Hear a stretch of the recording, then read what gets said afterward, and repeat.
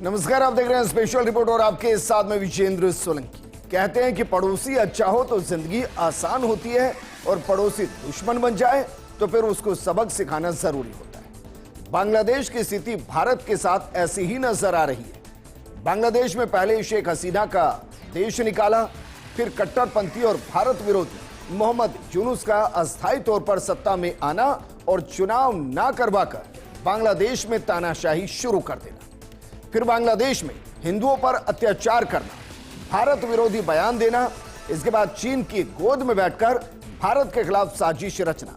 क्या भारत की वो लाल रेखा बांग्लादेश लांघ चुका है जिसको भारत सहन कर सकता था? और क्या बांग्लादेश भारत को चीन के जरिए चुनौती देने की कोशिश कर रहा है? चीन में जाकर जो बयान यूनुस ने दिया, उसके बाद भारत का ऑपरेशन बांग्लादेश क्या है? मोहम्मद यूनुस का सत्ता से बाहर होना या फिर भारत के साथ होना, यह कैसे मुमकिन होगा? इसमें ट्रंप या कहें कि अमेरिका की भूमिका क्या होगी? आज हम आपको बताएंगे ट्रंप मोदी का ऑपरेशन बांग्लादेश क्या है।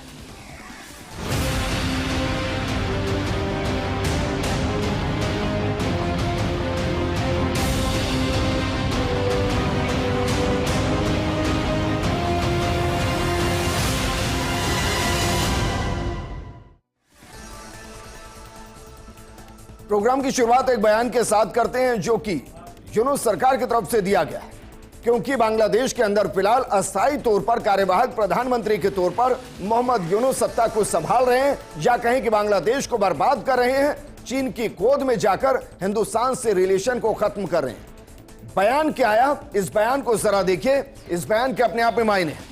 बांग्लादेश में नवंबर 2025 या 2026 के शुरुआत में लोकतांत्रिक तरीके से निष्पक्ष चुनाव कराए जाएंगे, यूनुस सरकार। ये बयान कई बार दिए जा चुके हैं, लेकिन इस बयान के अपने आप में मायने हैं। क्या वाकई में बांग्लादेश के अंदर यूनुस सरकार के खिलाफ विद्रोह शुरू हो चुका है? जी हां, यकीनन हो चुका है, लेकिन उसके पीछे की एक बड़ी वजह है। क्या वाकई में यूनुस सरकार का चाइना के साथ जाना बांग्लादेश की आवाम को भा नहीं रहा, या फिर वो अमेरिका के उस मॉडल के खिलाफ जा रहा है जो अमेरिका चाह नहीं रहा?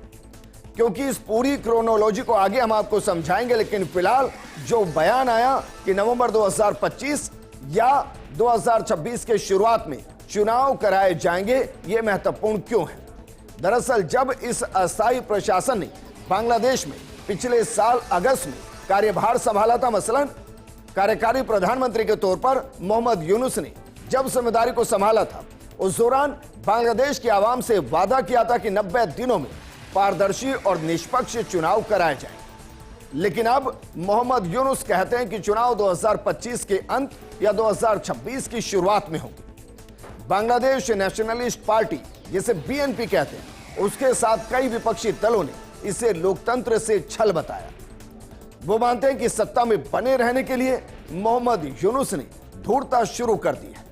मोहम्मद यूनुस इस देरी का फायदा अपनी स्थिति को मजबूत करने में इस्तेमाल कर रहे हैं, या कहें कि भारत के खिलाफ चाइना के पूरे निवेश को बांग्लादेश के अंदर एस्टेब्लिश करके चाइना को वहां लाने के लिए इस्तेमाल कर रहे हैं। इस प्रवृत्ति को लोकतंत्र के लिए खतरनाक संकेत के रूप में देखा जा रहा है, जहां चुनावों को टालकर अंतरिम सरकार को स्थायी रूप देने की कोशिश की जा रही है।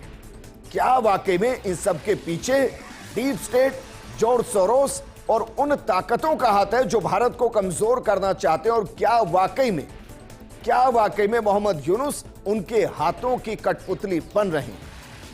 इन सब के बीच में एक और सवाल जो इस घटना से जुड़ा हुआ सवाल यह कि क्या वाकई में शेख हसीना चुनाव लड़ेंगी या नहीं लड़ेंगी, लड़ सकती है या नहीं लड़ सकती?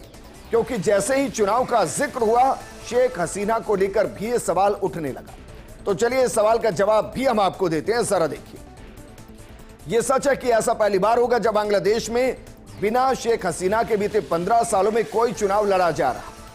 वैसे तो शेख हसीना का पार्टी अवामी लीग इस बार चुनाव से दूर दूर नजर आ रही है। उसके पीछे की वजह है कि मोहम्मद यूनुस ने सारी हदों को पार कर दिया है। लेकिन क्या शेख हसीना चाहे तो बांग्लादेश में जाकर चुनाव लड़ सकती है? दरअसल बांग्लादेश में तख्ता पलट के बाद से ही शेख हसीना अपनी जान बचाकर वहां से भाग गई। तो क्या भारत में रहकर शेख हसीना चुनाव लड़ सकती है, यह सवाल पूछा गया, या उनकी पार्टी चुनाव लड़ सकती है? दरअसल बांग्लादेश में शेख हसीना की पार्टी को बैन अभी तक नहीं किया गया है। इस लिहाज से बिल्कुल चुनाव लड़ा जा सकता है, लेकिन शेख हसीना चुनाव लड़ सकेंगी या नहीं, यह बताना मुश्किल है, क्योंकि अगर वो बांग्लादेश गई तो गिरफ्तार कर ली जाएंगी, क्योंकि उनके खिलाफ कई मामले दर्ज किए गए और एक ऐसी स्थिति बनाई गई कि अगर वो बांग्लादेश लौटी तो चुनाव में जाने से पहले उनको सलाखों के अंदर जाना पड़ेगा। और वो कैसे मुमकिन? जरा देखिए बांग्लादेश कोर्ट और वहां मोहम्मद यूनुस की सत्ता की साजिश कैसे एक चक्रव्यूह को रच रही है, जिसमें भारत को फंसाने की कोशिश चाइना बांग्लादेश के माध्यम से कर रहा है। जरा एक आंकड़ा हम आपको दे रहे हैं, इस पर गौर फरमाइए कि बांग्लादेश में शेख हसीना के खिलाफ क्या चल रहा है। दरअसल बांग्लादेश कोर्ट और सत्ता की साजिश में शेख हसीना और उनकी बेटी साइमा वाजिद पुलुत दोनों के खिलाफ गिरफ्तारी वारंट जारी है, और सिर्फ इन दोनों के खिलाफ नहीं, बल्कि इन दोनों के अलावा 17 अन्य के खिलाफ भी बांग्लादेश के अंदर गिरफ्तारी वारंट जारी किए गए हैं। वो जो 17 अन्य हैं वो कौन कौन है, जरा इस पर भी गौर फरमाइए कि कैसे मोहम्मद यूनुस हर उस आवाज को या तो दबा देना चाहते हैं या उसे सलाखों में पहुंचा देना चाहते हैं जो उनको खतरा लग रही है। और ये लोकतांत्रिक व्यवस्था नहीं, ये तानाशाही हिटलरशाही व्यवस्था, जिसमें मोहम्मद यूनुस चाइना के कहने पर, डीप स्टेट के कहने पर शायद अपने ही देश को बर्बाद करने में लगे हुए हैं। लेकिन शेख हसीना के अलावा वो कौन है जिनको गिरफ्तार करने के वारंट जारी है, और वो कौन है जिन्हें बांग्लादेश में रहते हुए उन्हीं के घरों के अंदर नजरबंद कर दिया गया है? जरा इस पर भी गौर फरमाइए। उनमें जो पहला नाम है वो पहला नाम है brigadier general SM Zakaria Hussain, जो कि इंजीनियर्स ब्रिगेड से हैं, उनको नजरबंद कर दिया गया है। Brigadier general Imran Hamid infantry brigade से हैं, उनको भी नजरबंद कर दिया गया है। जनरल हामिद जो कि पूर्व प्रधानमंत्री शेख हसीना के ADC थे, उनको भी नजरबंद कर दिया गया है। रैपिड एक्शन बटालियन RBA से कर्नल अब्दुल्ला अल मोमेन को भी नजरबंद कर दिया गया है। बॉर्डर गार्ड बांग्लादेश जिसे BGB कहते हैं, उससे लेफ्टिनेंट कर्नल मोहम्मद रिदवानुल इस्लाम को भी नजरबंद कर दिया गया। इसके अलावा मोहम्मद यूनुस की सरकार ने ईस्ट बंगाल रेजिमेंट से मेजर मोहम्मद नोमान अल फारूक को भी हाउस अरेस्ट कर दिया है। ये 24 घंटे निगरानी में है और इन्हें सभी दायित्वों से मुक्त कर दिया गया है। इनकी गतिविधियों पर प्रतिबंध है और देश छोड़ने से रोक दिया गया है। मोहम्मद यूनुस को डर सता रहा है कि ये शेख हसीना की सहायता कर सकते हैं। यूनुस को डर है कि ये भारत के साथ मिलकर उनको सत्ता से हटा सकते हैं। कमाल की बात यह है कि इन 5 अधिकारियों को तब हाउस अरेस्ट किया गया जब बांग्लादेश के आर्मी चीफ रूस की यात्रा पर गए हुए। इस पूरी क्रोनोलॉजी को समझने की जरूरत है, और इस पूरी क्रोनोलॉजी को समझने के साथ यह भी समझने की जरूरत कि मोहम्मद यूनुस चाइना के साथ कैसे मोहब्बत को बढ़ा रहे हैं। क्या उसके पीछे वाकई में भारत को घेरना मकसद है, या फिर कठपुतली के तौर पर मोहम्मद यूनुस उस टारगेट को पूरा करें जिसके बदले में उनको सत्ता पर बने रहने देने की इजाजत चाइना, डीप स्टेट या जॉर्ज सोरोस जैसे लोग दे रहे हैं। इसको समझने के लिए जरा समझिए कि चाइना कैसे बांग्लादेश का इस्तेमाल कर रहा है भारत को घेरने के लिए, और कैसे कैसे इन्वेस्ट कर रहा है। भारत इस दौरान क्या कर रहा है, भारत के सामने चुनौती क्या है, मोदी सरकार का मास्टर स्ट्रोक क्या है, ये आगे हम आपको चलकर बताएंगे। लेकिन उससे पहले जरा देखिए कि यूनुस का बयान और चीनी प्यार किस तरीके से बना हुआ है और कैसे वो एक दूसरे को घेरने की कोशिश कर रहे हैं। भारत के 7 पूर्वोत्तर राज्य लैंडलॉक है और बांग्लादेश इस पूरे क्षेत्र के लिए समुद्र का एकमात्र संरक्षक है।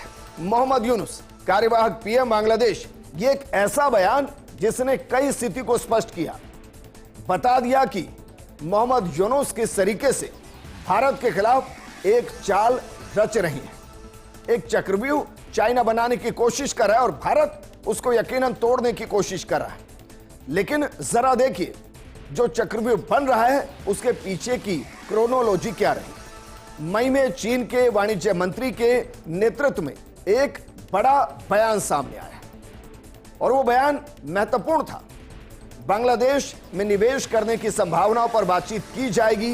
यह घटना दक्षिण एशिया की डिप्लोमेसी और शक्ति संतुलन को गहराई से प्रभावित कर सकती है। चीन के वाणिज्य मंत्री वोंग वेंटोंगो बांग्लादेश की राजधानी ढाका का दौरा करने जा रहे हैं और यह यात्रा सिर्फ एक व्यापारिक प्रतिनिधिमंडल नहीं बल्कि औपचारिक यात्रा भी नहीं, यह एक निवेश से जुड़ी एक साजिश है। चीन की इसके पीछे बहुत बड़ी जियोपॉलिटिकल स्ट्रेटजी छिपी है जो भारत के लिए गंभीर चिंता का विषय बनी हुई है। चीनी प्रतिनिधिमंडल बांग्लादेश में निवेश के नए रास्ते तलाशने के साथ साथ डिफेंस सेक्टर, जल प्रबंधन और बुनियादी ढांचे को लेकर चर्चा करने वाला है। चीन लंबे समय से बांग्लादेश को अपने स्ट्रिंग ऑफ पर्ल्स रणनीति के तहत देखता आ रहा है, जिसका मकसद एयरबेस और बंदरगाहों से भारत को घेरने का है। आपको ध्यान होगा जिस तरीके से श्रीलंका के हबनटोटा पोर्ट से लेकर पाकिस्तान के गवादर, म्यांमार के क्योंगप्यू तक चीन की रणनीति एक स्पष्ट संकेत देती है और इसका मकसद सिर्फ और सिर्फ भारत को घेर कर रखना है। लिहाजा वो बांग्लादेश में फौरन अपने प्रोजेक्ट्स शुरू करना चाहता है और इन सब के बीच में एक ऐसा प्रोजेक्ट जो भारत और बांग्लादेश के बीच दशकों से चला आ रहा है और वो है तीस्ता जल समझौता प्रोजेक्ट। क्या वाकई में चाइना की नजर तीस्ता प्रोजेक्ट पर है और क्या उसमें निवेश के जरिए वो भारत को कमजोर करना चाहता है और क्या मोहम्मद यूनुस का इस्तेमाल इसलिए किया जा रहा है? जरा इसको भी एक बार समझने की कोशिश कीजिए। दरअसल तीस्ता प्रोजेक्ट पर चीन का फिलहाल सबसे ज्यादा फोकस रहेगा। भारत और बांग्लादेश के बीच तीस्ता जल विवाद एक पुराना मुद्दा रहा है। भारत ने इस पर वर्षों से चर्चा की है लेकिन ठोस समाधान निकल नहीं पाया। अब चीन इस परियोजना में निवेश करने की योजना बना रहा है। तीस्ता प्रोजेक्ट में अगर चीन और बांग्लादेश के बीच सहमति बनती है तो यह सीधे सीधे जियोपॉलिटिकल हस्तक्षेप होगा। तीस्ता नदी की योजना सिर्फ जल बंटवारे की बात नहीं बल्कि भारत की सिक्किम और पश्चिम बंगाल की सुरक्षा व्यवस्था से भी जुड़ा है। चीन का यहां आना सिर्फ पानी के लिए नहीं है बल्कि अपने दबदबे को बढ़ाने के लिए। इसके अलावा चीन का ध्यान ललमोनीरहाट एयरफील्ड पर भी है जो कि उत्तर पश्चिम बांग्लादेश में भारत की सीमा के बेहद नजदीक स्थित है। अगर यहां कोई चीनी निवेश होता है तो यह नागरिक इंफ्रास्ट्रक्चर के नाम पर एक संभावित ड्यूल यूज सैन्य एयरबेस बन सकता है। भारत के लिए रणनीतिक खतरा होगा, खासतौर पर तब जब चीन पहले से ही डोकलाम और अरुणाचल में भारत के लिए चुनौती बना हुआ है। आप जो इन बयानों को सुनते हैं उन बयानों के अपने आप में बहुत मायने होते हैं और उन बयानों के इर्द गिर्द जियोपॉलिटिक्स चल रही होती है। लेकिन क्या वाकई में जिस तरीके से जो बाइडेन ने बांग्लादेश में जिस तरीके से सत्ता परिवर्तन हुआ उस पर खामोशी जताई, क्या वाकई में ट्रंप के आने के बाद बांग्लादेश पर स्थिति अमेरिका की बदल गई है? क्या वाकई में डीप स्टेट कमजोर हुआ है ट्रंप के आने के बाद? क्या जॉर्ज सोरोस जिस अंदाज में बांग्लादेश के अंदर रिएक्ट करा रहे थे क्या वो कमजोर हुए हैं? इन सब के बीच में भारत ने भी करारा जवाब देने की कोशिश की या यूं कहें कि मुंहतोड़ जवाब देने की कोशिश की, क्योंकि यह सच है कि बांग्लादेश सीधा भारत से नहीं टकरा सकता लेकिन चाइना के जरिए भारत को सुरक्षा के दृष्टिकोण से कमजोर करने की कोशिश जरूर कर रहा है। भारत ने बांग्लादेश को कई अहम ट्रांसशिपमेंट सुविधा को रद्द कर दिया है। इसके तहत बांग्लादेश के एक्सपोर्ट कार्गो को भारतीय भूमि सीमा शुल्क स्टेशन जिसे हम LCS पोर्ट और एयरपोर्ट के जरिए तीसरे देशों तक ले जाने की इजाजत मिली हुई थी, उसको भारत ने रद्द कर दिया। लेकिन अब भारत की तरफ से यह सुविधा रद्द होने के बाद नेपाल, भूटान और म्यांमार जैसे पड़ोसी देशों के साथ होने वाले कारोबार पर बांग्लादेश के अंदर असर पड़ेगा, उसकी आर्थिक स्थिति कमजोर होगी। वहीं केंद्रीय अप्रत्यक्ष कर और सीमा शुल्क बोर्ड CBIC की तरफ से 8 अप्रैल को जारी एक सर्कुलर के जरिए यह फैसला लिया गया। इसमें बाकायदा तत्काल प्रभाव से 29 जून 2020 के सर्कुलर को रद्द करने का फैसला लिया गया था और यह भारत का एक पहला कठोर कदम जो बांग्लादेश के खिलाफ लिया गया, क्योंकि बांग्लादेश में जिस तरीके से चाइना इन्वेस्ट कर रहा है। क्या वाकई में भारत ने जो कदम उठाया उसके जरिए बांग्लादेश की आर्थिक स्थिति कमजोर होगी, यह हम आपको समझाएं। उससे पहले जरा यह देखिए कि अभी तक चाइना कहां कहां और क्यों इन्वेस्ट करने की तैयारी कर रहा है, इसको समझना बेहद महत्वपूर्ण है। जरा देखिए, क्योंकि जो इन्वेस्ट हो रहा है वो मोंगला बंदरगाह के आधुनिकीकरण के लिए 400 मिलियन अमेरिकी डॉलर ये चाइना बांग्लादेश के अंदर इन्वेस्ट कर रहा है। इसके अलावा चटगांव में आर्थिक औद्योगिक क्षेत्र के विकास के लिए 350 मिलियन अमेरिकी डॉलर ये भी चाइना बांग्लादेश के अंदर इन्वेस्ट कर रहा है। इसके अलावा टेक्नोलॉजिकल मदद के लिए 150 मिलियन अमेरिकी डॉलर ये भी अमेरिका चाइना के अंदर इन्वेस्ट कर रहा है। लेकिन बांग्लादेश में चीन को रोकने का प्लान क्या है? क्योंकि ऐसा नहीं हो सकता। इस स्थिति को जरा देखिए, यह जो स्थिति है दरअसल चिकन नेक है और इसके इर्द गिर्द अगर चाइना इन्वेस्ट करेगा तो वो भारत के एक बड़े हिस्से को किसी भी वक्त चाहे तो सुरक्षा की दृष्टि से कमजोर कर सकता है। इसलिए बांग्लादेश में चीन को रोकने का भारत को प्लान बनाना पड़ेगा और उसके तहत भारत को तेजी से सबसे पहले अपने पूर्वोत्तर हिस्से में इंफ्रास्ट्रक्चर का विकास करना होगा। सिलचर और तेजपुर जैसे एयरबेस को अपग्रेड करना होगा। इसके अलावा भारत को रेल और सड़क नेटवर्क का युद्ध स्तर पर विस्तार करना होगा। सिविल सिक्योरिटी इंटरफेस को मजबूत करना होगा। भारत को इस संकट का इस्तेमाल करके क्वाड देशों जिसमें अमेरिका है, जापान है, ऑस्ट्रेलिया है, इसके अलावा एशियान देशों के साथ बातचीत को एक नई दिशा देनी होगी ताकि पूरे इंडो पैसिफिक में चीन के सैन्य दखल को रोका जा सके। और क्या वाकई में यह मुमकिन होगा? भारत जिस रणनीति के साथ आगे बढ़ रहा है उसमें आपको समझना पड़ेगा कि जो बाइडेन के सत्ता से बाहर जाने से पहले बांग्लादेश के अंदर सत्ता परिवर्तन होता है। बाइडेन के रहते हुए ही बाकायदा बांग्लादेश के अंदर जिस तरीके से हिंदुओं पर नरसंहार होता है, हिंदू मंदिरों को टारगेट किया जाता है, मोदी सरकार के खिलाफ मोहम्मद यूनुस सत्ता में आते ही बयान देते हैं और उसके बाद चाइना के साथ समझौतों को बढ़ाते हैं। क्या वाकई में जो अमेरिका लोकतांत्रिक स्थिति का पैरोकार बनता है, क्या वो सबसे बड़ा खतरा लोकतांत्रिक व्यवस्था के लिए है? हम बात करें जो बाइडेन के दौर की, लेकिन जैसे ही ट्रंप आते हैं, ट्रंप आने के दौरान बांग्लादेश को लेकर वो सीधा बयान देते हैं, भारत के फैसले का पूरे तरीके से स्वागत करते हैं कि बांग्लादेश के केस को भारत जैसे चाहे निपटा सकता है, अमेरिका साथ रहेगा।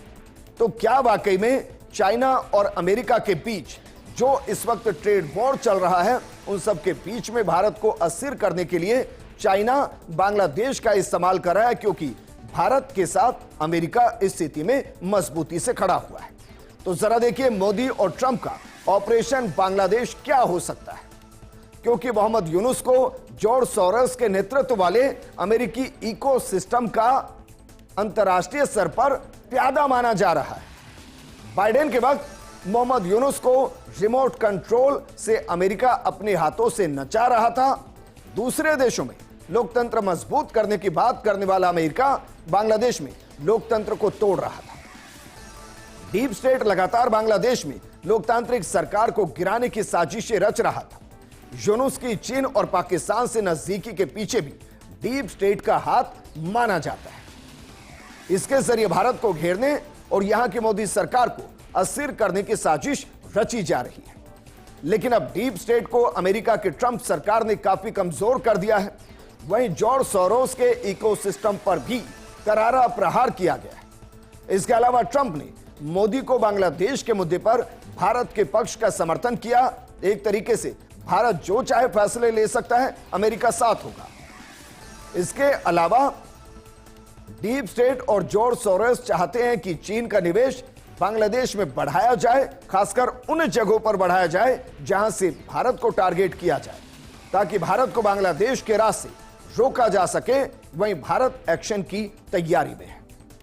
बांग्लादेश की आर्थिक कमर तोड़ने के साथ साथ बांग्लादेश को बाकायदा चेतावनी दी गई, क्योंकि चाइना के साथ जो मुलाकात बांग्लादेश की हुई, या कहें कि जो मोहम्मद यूनुस की मुलाकात वहां हुई और वहां जो बयान दिया, उसके बाद बिम्स्टेक की बैठक के दौरान प्रधानमंत्री मोदी और यूनुस की मुलाकात हुई थी। इस दौरान भी मोदी ने यूनुस को साफ साफ रेड लाइन यानी कि लाल रेखा ना लांघने की नसीहत दे दी थी। और इसके मायने हैं क्योंकि उस दौरान बांग्लादेश ने एक कॉन्स्पिरेसी थ्योरी को दुनिया के सामने रखा और उसके तहत बांग्लादेश में यह प्रचारित किया गया कि मोदी शेख हसीना के खिलाफ हैं। बाकायदा इसको लेकर एक ट्वीट भी हुआ, लेकिन भारत ने जब इस पर विरोध किया तो उस ट्वीट को बांग्लादेश के अधिकारी ने अपने सोशल मीडिया अकाउंट से हटा दिया। लेकिन उसमें बताया गया था कि मोहम्मद यूनुस के साथ प्रधानमंत्री मोदी की बेहतरीन मुलाकात के दौरान सराहना की गई मोहम्मद यूनुस की, शेख हसीना के खिलाफ भारत के रुख की बात की गई। उसके बाद भारत ने बाकायदा इसका खंडन किया और कहा कि बांग्लादेश सुधर जाए और लाल रेखा को लांघने की कोशिश ना करे।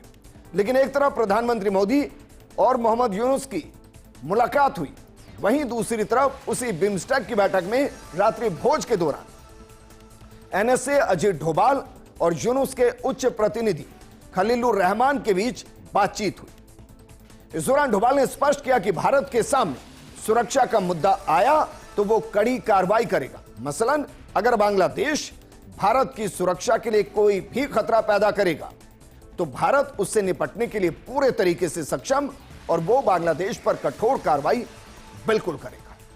वहीं डोभाल ने बांग्लादेश में कट्टरपंथी संगठनों और आतंकी समूहों को खुली छूट देने का मुद्दा भी उठाया कि बांग्लादेश जिस तरीके से उनको उकसा रहा है भारत विरोधी गतिविधियों के लिए, बांग्लादेश में हिंदुओं पर अत्याचारों के लिए, वो बिल्कुल सही नहीं है, इसको कंट्रोल करने की जरूरत है। ये समूह भारत विरोधी बयान देते हैं और उन्होंने बाकायदा इनके नाम भी बताए।